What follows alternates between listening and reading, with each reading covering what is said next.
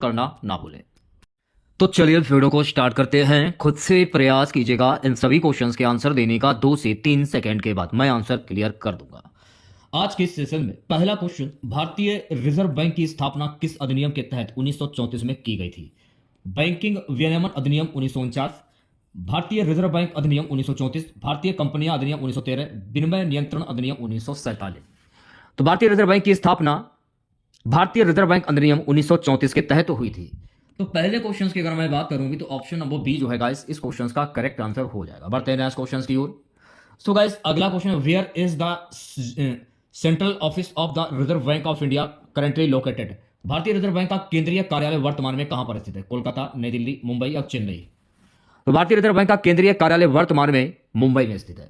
तो भाई दूसरे क्वेश्चन की अगर मैं बात करूंगी तो सी ऑप्शन जो है इस क्वेश्चन का करेक्ट आंसर हो जाएगा। और अगर आप लोगों से यह पूछा जाए कि भारतीय रिजर्व बैंक की स्थापना कब हुई थी? भारतीय रिजर्व बैंक की स्थापना जो है ना वर्ष 1935 में कोलकाता में हुई थी। इसका हेडक्वार्टर तो मैंने आप लोगों को बता दिया, इसका हेडक्वार्टर मुंबई में स्थित है वर्तमान में। भारतीय रिजर्व बैंक के पहले गवर्नर कौन थे? तो भारतीय रिजर्व बैंक के पहले गवर्नर थे सर ओसबोर्न ए स्मिथ। और अगर आप लोगों से यह पूछा जाए भारतीय रिजर्व बैंक के वर्तमान में गवर्नर कौन है, तो भारतीय रिजर्व बैंक के वर्तमान में गवर्नर संजय मल्होत्रा। तो ये सारे फैक्ट आपको ध्यान में रखने हैं। तीसरा क्वेश्चन देखेगा, मौद्रिक नीति समिति एमपीसी का गठन किस वर्ष किया गया था? 14, 2015, 2016, 2017? मौद्रिक नीति समिति एमपीसी का गठन वर्ष 2016 में किया गया। तो तीसरे क्वेश्चन की अगर मैं बात करूंगी तो ऑप्शन नंबर सी करेक्ट हो जाएगा। अगला क्वेश्चन आपकी स्क्रीन पर ये रहा। सो गाइस अगला क्वेश्चन क्या कह रहा है, बैंक दर बैंक रेट किसके द्वारा निर्धारित की जाती है? भारतीय रिजर्व बैंक, भारतीय प्रतिभूति और विनिमय बोर्ड, वित्त मंत्रालय, भारतीय बैंक संघ? तो बैंक दर यानी बैंक रेट जो है ना ये भारतीय रिजर्व बैंक के द्वारा निर्धारित की जाती है। तो चौथे क्वेश्चन की अगर मैं बात करूं तो ऑप्शन नंबर एक करेक्ट हो जाएगा। बढ़ते हैं नेक्स्ट क्वेश्चन की और अगला क्वेश्चन देखेगा, what is the full form of CRR? CRR का पूर्ण रूप क्या है? सीआरआर का पूर्ण रूप होता है कैश रिजर्व रेशियो। तो पांचवें क्वेश्चन की अगर मैं बात करूंगी तो ऑप्शन नंबर एक करेक्ट हो जाएगा। बढ़ते हैं नेक्स्ट क्वेश्चन की और प्यारे बच्चों अगला क्वेश्चन देखेगा, what does SLR stand for? SLR का अर्थ क्या है? एसएलआर का अर्थ होता है स्टैट्यूटरी लिक्विडिटी रेशियो। तो छठे क्वेश्चन की अगर मैं बात करूंगी तो ऑप्शन नंबर बी जो है इस क्वेश्चन का करेक्ट आंसर हो जाएगा। बढ़ते हैं नेक्स्ट क्वेश्चन की ओर प्यारे बच्चों अगला क्वेश्चन देखेगा, आरटीजीएस प्रणाली मुख्यतः किस प्रकार के लेन देन के लिए प्रयुक्त होती है? छोटे मूल्य के भुगतान, अंतरराष्ट्रीय व्यापार, उच्च मूल्य के त्वरित भुगतान, मोबाइल रिचार्ज? आरटीजीएस प्रणाली मुख्यतः उच्च मूल्य के त्वरित भुगतान के लेन देन से प्रयुक्त होती है। तो सातवें क्वेश्चन की अगर मैं बात करूंगी तो ऑप्शन नंबर सी करेक्ट हो जाएगा। बढ़ते हैं नेक्स्ट क्वेश्चन की ओर प्यारे बच्चों अगला क्वेश्चन देखेगा, भारत में वेसल थर्ड मानदंड किससे संबंधित है? In India Basel third norms are related to what? कृषि ऋण, बैंक पूंजी पर्याप्तता, विदेशी निवेश, बीमा नियामन? तो भारत में वेसल थर्ड मानदंड जो है ना ये संबंधित है बैंक पूंजी पर्याप्तता। तो आठवें क्वेश्चन की अगर मैं बात करूं तो ऑप्शन नंबर बी करेक्ट हो जाएगा। नवा क्वेश्चन देखेगा सभी बच्चे। सो गाइस नवा क्वेश्चन क्या कह रहा है कि इन विच ईयर वाज द प्रधानमंत्री जनधन योजना लॉन्च्ड? प्रधानमंत्री जनधन योजना का शुभारंभ किस वर्ष हुआ था? 2012, 2013, 2014, 2015? प्रधानमंत्री जनधन योजना का शुभारंभ वर्ष 2014 में हुआ। तो नवे क्वेश्चन की अगर मैं बात करूं तो सी ऑप्शन करेक्ट हो जाएगा। सो गाइस 10वां क्वेश्चन देखेगा, what is the full form of NIFT? NIFT का पूर्ण रूप क्या है? निफ्ट का फुल फॉर्म होता है नेशनल इलेक्ट्रॉनिक्स फंड ट्रांसफर। तो 10वें क्वेश्चन की अगर मैं बात करूंगी तो ऑप्शन नंबर एक करेक्ट हो जाएगा। 11वां क्वेश्चन देखेगा सभी बच्चे, भारतीय रिजर्व बैंक के पहले भारतीय गवर्नर कौन थे? Who was the first Indian governor of the Reserve Bank of India? C D Deshmukh, V R Ambedkar, Manmohan Singh, PC Mahalanobis? तो भारतीय रिजर्व बैंक के जो पहले गवर्नर थे, भारतीय गवर्नर की बात हो रही है, सी डी देशमुख। तो ऑप्शन नंबर ए जो है इस क्वेश्चन का करेक्ट आंसर हो जाएगा। सो गाइस 12वां क्वेश्चन देखेगा, मोरेटोरियम शब्द बैंकिंग में किससे संबंधित है? The term moratorium in banking refers to what? ब्याज दर में वृद्धि, ऋण भुगतान पर अस्थायी रोक, बैंक विलय, मुद्रा अवमूल्यन? तो मोरेटोरियम शब्द बैंकिंग में किससे संबंधित है? ऋण भुगतान पर अस्थायी रोक से। तो भाई 12वें क्वेश्चन की अगर मैं बात करूं तो ऑप्शन नंबर बी करेक्ट हो जाएगा। अगला क्वेश्चन देखेगा, भारतीय लघु उद्योग विकास बैंक सिडबी की स्थापना कब हुई? 1982, 1988, 1990, 1992? भारतीय लघु उद्योग विकास बैंक सिडबी की स्थापना 1990 में हुई थी। तो भाई 13वें क्वेश्चन की अगर मैं बात करूं तो सी ऑप्शन करेक्ट हो जाएगा। चलिए बढ़ते हैं नेक्स्ट क्वेश्चन की और अगला क्वेश्चन देखेगा, NPCI is related to which of the following? NPCI का संबंध किससे है? बीमा क्षेत्र, पूंजी बाजार, डिजिटल भुगतान प्रणाली, विदेशी व्यापार? एनपीसीआई का संबंध जो है ना डिजिटल भुगतान प्रणाली से है। तो 14वें क्वेश्चन की अगर मैं बात करूंगी तो ऑप्शन नंबर सी करेक्ट हो जाएगा। बढ़ते हैं नेक्स्ट क्वेश्चन की ओर प्यारे बच्चों अगला क्वेश्चन देखेगा, अगला क्वेश्चन है, open market operations OMO are used for what purpose? Open market operation OMO का उपयोग किस उद्देश्य से किया जाता है? मुद्रा आपूर्ति को नियंत्रित करने के लिए, कर संग्रह के लिए, बीमा प्रीमियम निर्धारण, विदेशी ऋण वितरण? ओपन मार्केट ऑपरेशन ओएमओ का उपयोग जो है ना मुद्रा आपूर्ति को नियंत्रित करने के लिए किया जाता है। तो 15वें क्वेश्चन की अगर मैं बात करूं तो ऑप्शन नंबर ए करेक्ट हो जाएगा। बढ़ते हैं नेक्स्ट क्वेश्चन की ओर। अगला क्वेश्चन देखेगा सभी बच्चे, आईएफएससी कोड मुख्यतः किसके लिए उपयोग किया जाता है? IFSC code is mainly used for what? ATM पहचान, बैंक शाखा पहचान, चेक प्रिंटिंग, ऋण स्वीकृति। तो मेरे प्यार जो आईएफएससी कोड मुख्यतः बैंक शाखा पहचान के लिए किया जाता है। तो 16वें क्वेश्चन की अगर मैं बात करूं तो ऑप्शन नंबर बी करेक्ट हो जाएगा। बढ़ते हैं नेक्स्ट क्वेश्चन की ओर। अगला क्वेश्चन देखेगा, मुद्रा योजना का संबंध किससे है? Mudra scheme is related to what? बड़े उद्योग, सूक्ष्म एवं लघु उद्यम, विदेशी निवेश, सार्वजनिक क्षेत्र बैंक। तो मुद्रा योजना का संबंध जो है ना सूक्ष्म एवं लघु उद्यम से है। तो 17वें क्वेश्चन की अगर मैं बात करूं तो ऑप्शन नंबर बी करेक्ट हो जाएगा। बढ़ते हैं नेक्स्ट क्वेश्चन की ओर। अगला क्वेश्चन देखेगा सभी बच्चे, what is repo rate? Repo rate क्या है? वह दर जिस पर बैंक जनता को ऋण देते हैं। बी है वह दर जिस पर आरबीआई बैंकों से उधार लेता है। सी है वह दर जिस पर आरबीआई बैंकों को अल्पकालिक ऋण देता है, बचत खाते की दर। तो रेपो रेट क्या है? रेपो रेट जो है ना वह दर जिस पर आरबीआई बैंकों को अल्पकालिक ऋण देता है। तो 18वें क्वेश्चन की अगर मैं बात करूं तो ऑप्शन नंबर सी करेक्ट हो जाएगा। बढ़ते हैं नेक्स्ट क्वेश्चन की ओर। अगला क्वेश्चन देखेगा, what is the objective of KYC? KYC का उद्देश्य क्या है? ग्राहक की पहचान सत्यापित करना, बैंक लाभ बढ़ाना, ऋण माफी देना, विदेशी मुद्रा नियंत्रण। तो केवाईसी का उद्देश्य क्या होता है? ग्राहक की पहचान सत्यापित करना। तो 19वें क्वेश्चन की अगर मैं बात करूंगी तो ऑप्शन नंबर एक करेक्ट हो जाएगा। बढ़ते हैं नेक्स्ट क्वेश्चन की ओर प्यारे बच्चों। अगला क्वेश्चन देखेगा, भारत में बैंकिंग विनियमन अधिनियम किस वर्ष लागू हुआ? 1941, 1948, 1949, 1950। तो भारत में बैंकिंग विनियमन अधिनियम जो है ना वर्ष 1949 में लागू हुआ। तो ऑप्शन नंबर सी जो है इस क्वेश्चन का करेक्ट आंसर हो जाएगा। जिन बच्चों ने क्लास को अगर लाइक नहीं किया है सभी बच्चों से गुजारिश करना चाहूंगा, प्लीज क्लास को लाइक और शेयर जरूर करें। सो गाइस अगला क्वेश्चन देखेगा 21वां, चंद्रयान 3 मिशन का प्रक्षेपण किस प्रक्षेपण यान से किया गया था? PSLV C57, GSLV MK30, LVM-3 या SSLV D2। चंद्रयान 3 मिशन का प्रक्षेपण जो है ना मेरे प्यारे बच्चों LVM-3 के द्वारा किया गया। तो ऑप्शन नंबर सी जो है गाइस इस क्वेश्चन का करेक्ट आंसर हो जाएगा। अगला क्वेश्चन देखेगा सभी बच्चे। अगला क्वेश्चन है कि आदित्य L1 मिशन किस लैग्रांज बिंदु पर स्थापित किया गया है? L2 बिंदु, L3 बिंदु, L4 बिंदु या L1 बिंदु।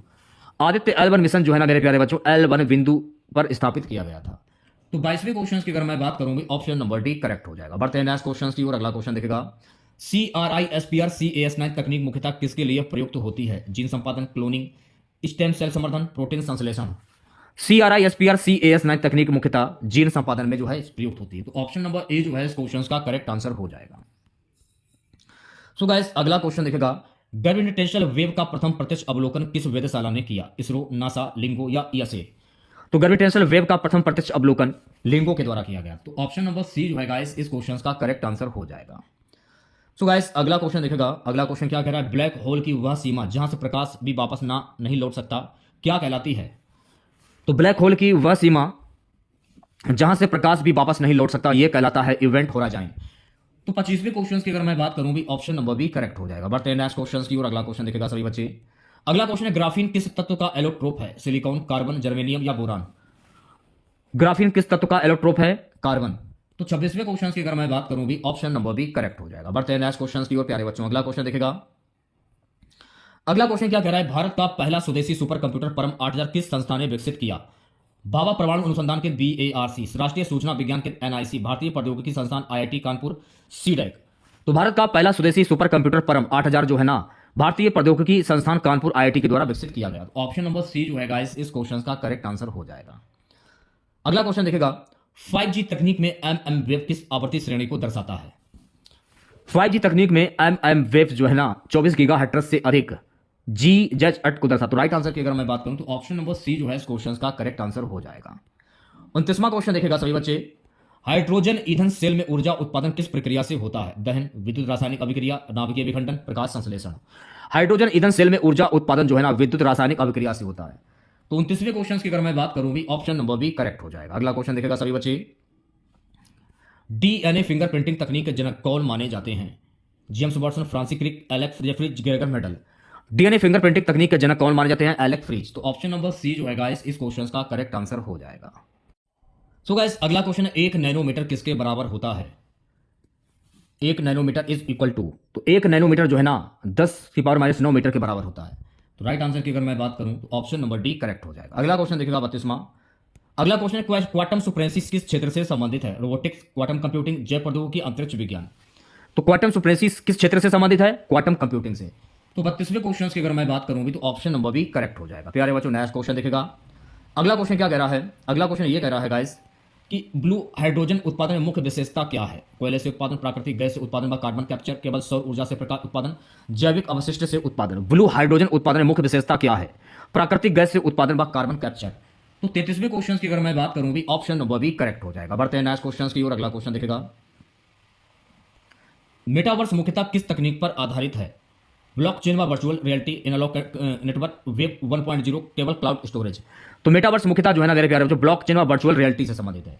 तो 34वें क्वेश्चन की अगर मैं बात करूं तो ऑप्शन नंबर बी करेक्ट हो जाएगा। बढ़ते हैं नेक्स्ट क्वेश्चन की ओर। अगला क्वेश्चन देखेगा, सो गाइस अगला क्वेश्चन क्या कह रहा है? अगला क्वेश्चन ये कह रहा है कि एडास तकनीक किससे संबंधित है? कृषि उपकरण, उन्नत चालक सहायता प्रणाली, अंतरिक्ष नेविगेशन, रक्षा मिसाइल प्रणाली। एडास तकनीक किससे संबंधित है? उन्नत चालक सहायता प्रणाली।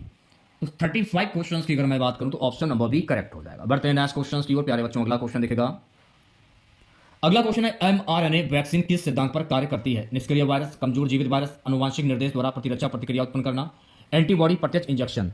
तो राइट आंसर की अगर मैं बात करूं तो प्यारे बच्चों इस क्वेश्चन का राइट आंसर हो आनुवांशिक निर्देश द्वारा प्रतिरक्षा प्रतिक्रिया उत्पन्न करना। ऑप्शन नंबर सी जो है इस क्वेश्चन का करेक्ट आंसर हो जाएगा। अगला क्वेश्चन देखेगा सभी बच्चे, 37वां क्वेश्चन है, लार्ज हैड्रॉन कोलाइडर एलएचसी किस उद्देश्य से प्रयोग किया जाता है? उपग्रह प्रक्षेपण, कर्ण टकराव प्रयोग, जलवायु अध्ययन, परमाणु ऊर्जा उत्पादन। लार्ज हैड्रॉन कोलाइडर एलएचसी किस उद्देश्य से प्रयोग किया जाता है? कर्ण टकराव प्रयोग। तो ऑप्शन नंबर बी जो है गाइस इस क्वेश्चन का करेक्ट आंसर हो जाएगा। बढ़ते हैं नेक्स्ट क्वेश्चन की ओर। सो गाइस अगला क्वेश्चन हमारा क्या कह रहा है कि what is the full form of IoT? IoT का पूर्ण रूप क्या है? आईओटी का फुल फॉर्म होता है मेरे प्यारे बच्चों इंटरनेट ऑफ थिंग्स। तो राइट आंसर की अगर मैं बात करूं तो ऑप्शन नंबर सी करेक्ट हो जाएगा। 39वां क्वेश्चन देखेगा सभी बच्चे। अगला क्वेश्चन क्या कह रहा है? कार्बन नैनो ट्यूब किस संरचना से संबंधित है? त्रिआयामी क्रिस्टल, गोलाकार संरचना, बेलनाकार नैनो संरचना, परतदार सिलिकेट। तो कार्बन नैनो ट्यूब किस संरचना से संबंधित है? बेलनाकार नैनो संरचना से। तो 39वें क्वेश्चन की अगर मैं बात करूं भी ऑप्शन नंबर सी करेक्ट हो जाएगा। बढ़ते हैं नेक्स्ट क्वेश्चन की ओर प्यारे बच्चों। अगला क्वेश्चन देखेगा, अगला क्वेश्चन है कृत्रिम बुद्धिमत्ता एआई में मशीन लर्निंग का मुख्य उद्देश्य क्या है? In artificial intelligence AI what is the main objective of machine learning? मानव की जगह रोबोट बनाना, डेटा से सीखकर निर्णय कर लेना, केवल गणना करना, हार्डवेयर निर्माण। तो राइट आंसर की अगर मैं बात करूं डेटा से सीख कर निर्णय लेना। ऑप्शन नंबर बी जो है गाइस इस क्वेश्चन का करेक्ट आंसर हो जाएगा।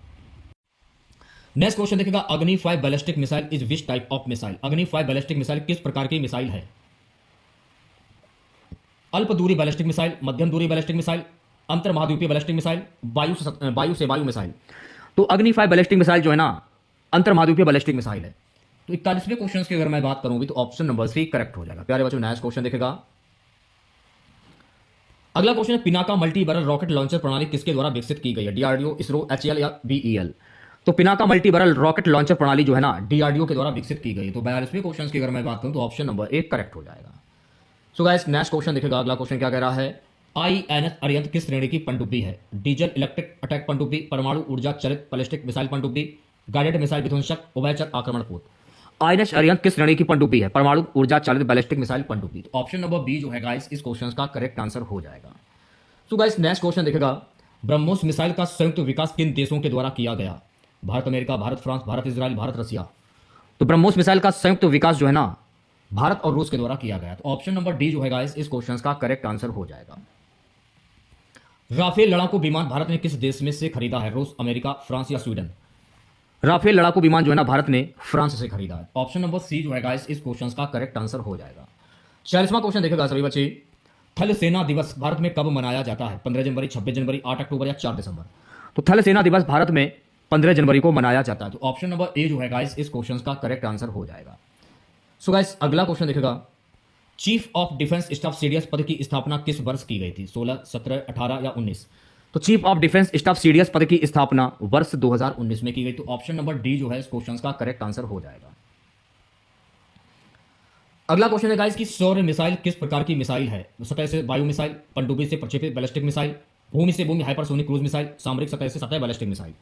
तो सौर मिसाइल किस प्रकार की मिसाइल है भाई? सामरिक सतह से सतह बैलिस्टिक मिसाइल। तो राइट आंसर की अगर मैं बात करूं तो ऑप्शन नंबर डी करेक्ट हो जाएगा। बढ़ते हैं नेक्स्ट क्वेश्चन की ओर। अगला क्वेश्चन देखेगा, आईएनएस विक्रांत IAC-1 किस प्रकार का पोत है? विध्वंसक, फ्रिगेट, विमान वाहक पोत या गश्ती पोत। आईएनएस विक्रांत IAC-1 किस प्रकार का पोत है? विमान वाहक पोत, एयरक्राफ्ट कैरियर। तो ऑप्शन नंबर सी करेक्ट हो जाएगा। आज की क्लास का लास्ट क्वेश्चन रहेगा, Garud commando force is related to which armed force? Garud commando force किस सेना से संबंधित है? भारतीय थल सेना, भारतीय नौसेना, भारतीय तटरक्षक, भारतीय वायुसेना। तो गरुड़ कमांडो फोर्स जो है ना भारतीय वायुसेना से संबंधित है, इंडियन एयरफोर्स। तो ऑप्शन नंबर डी करेक्ट हो जाएगा। तो कैसी लगी क्लास आप लोगों को कमेंट बॉक्स में जरूर बताइएगा। अगर आप लोगों को आज की ये क्लास अच्छी लगी हो तो प्लीज़ क्लास को लाइक कीजिएगा और अपने तमाम दोस्तों में इस क्लास को ज़्यादा से ज़्यादा शेयर कीजिएगा। अगर आप चैनल पर नए हैं और आप लोगों ने अभी तक इस चैनल को सब्सक्राइब नहीं किया है तो प्लीज़ चैनल को जरूर सब्सक्राइब करें और नोटिफिकेशन बेल ऑन करना ना भूलें।